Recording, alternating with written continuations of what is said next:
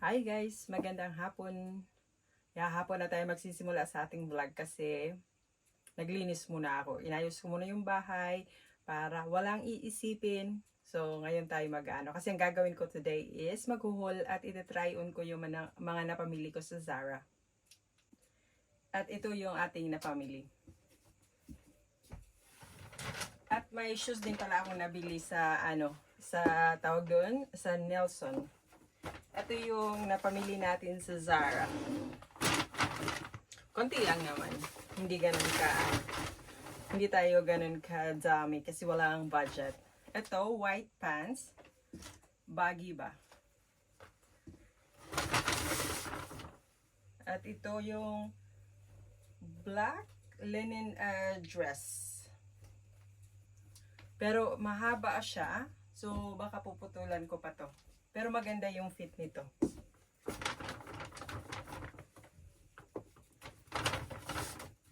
At ito, yung see-through na sleeveless.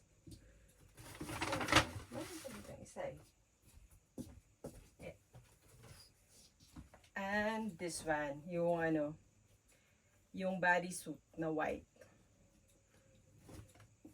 So, itatry ko siya. At ito rin yung nabili natin sa Nelson. Dalawang ballerinas. Pareho lang yung style niya pero magkaiba yung kulay.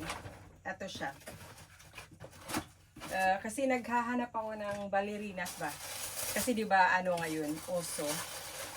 Tapos, hindi kasi ako nagha-high heels. So, ito yung yung Chanel dope ba. Kasi hindi naman natin afford ang Chanel. Ito. Tsaka yung isa, lagay natin yung yung isa is white.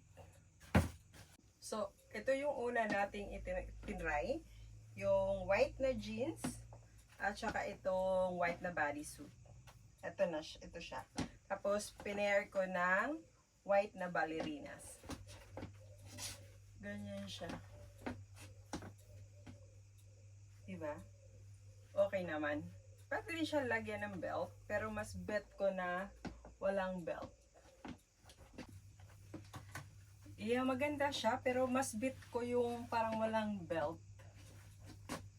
Mas gusto ko siyang walang belt. Diba? Ito siya. Ballerinas, black and white.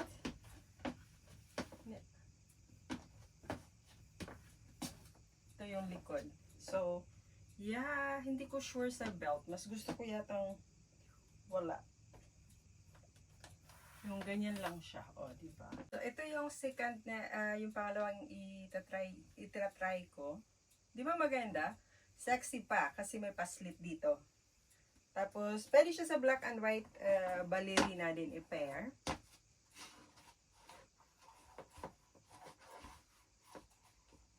Okay din siya. Tapos, okay din siya dito. Sa, tawag dito. Yung sa isa.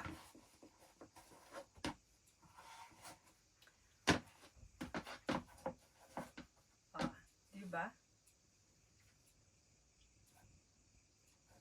May paslit pa si Manang. Ito siya. Ito yung dark beige na blouse. Pinair ko siya sa cream na wide leg na pants. At yung ballerina na beige din. Black beige. Diba? Ang ganda. I like it. Maganda siya. Diba?